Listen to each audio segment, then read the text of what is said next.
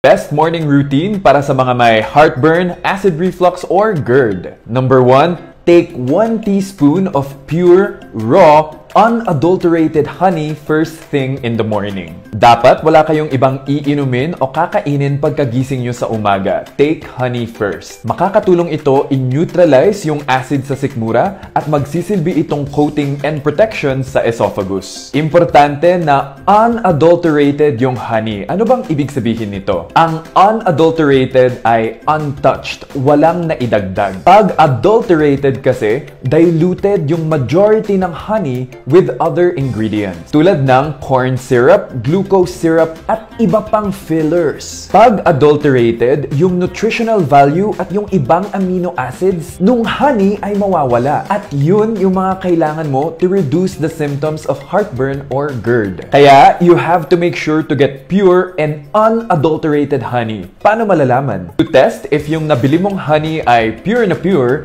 get 1 glass of water, drop 1 teaspoon of honey. Kung buo siya na umabot sa ilalim ng baso, that's pure. Pero kung mabilis siyang mag-dissolve sa tubig, that's adulterated. Number 2, eat breakfast pero eat a light breakfast. Huwag kang mag-heavy breakfast because overeating can also trigger heartburn or GERD. At huwag na huwag ka ring mag-skip ng breakfast kung may GERD or heartburn ka. Kasi pag ikaw ay may heartburn or GERD, mas madami kang acid sa sikmura kumpara sa mga walang heartburn or GERD. Pag walang laman ang sikmura mo, walang mag-neutralize ng acid sa sikmura. Kaya bawal sa may heartburn or GERD ang pagpapalipas ng gutom o ang pag-skip ng meals. Very wrong. Pero make sure na yung kakainin mong breakfast ay rich in fiber. You can never go wrong with oatmeal pero don't add sugar at huwag ka gumamit ng whole milk. Just add fruits like apple and banana. Kung gusto mo ng protein sa umaga, you can eat eggs. Ang eggs ay hindi pinapalala at hindi rin binabawasan ang symptoms of heartburn or GERD. Basically, safe ang eggs pero eat it with brown, red, or black rice for that added fiber. Or pwede mong ipalaman na lang sa wheat bread yung egg. Reminder, do not add ketchup to your breakfast. Ketchup has tomato which can trigger GERD. Pati suka, do not add vinegar to your breakfast. Huwag rin magdagdag ng salt. Basically, dapat matabang ang breakfast mo. Additionally, do not eat anything oily for breakfast. No processed foods like ham, bacon, chicken nuggets, at iba pa. Majority talaga ng masasarap ay bawal if you want a comfortable stomach in the morning, ha? Pagdating naman sa iinumin, you can never go wrong with water. Water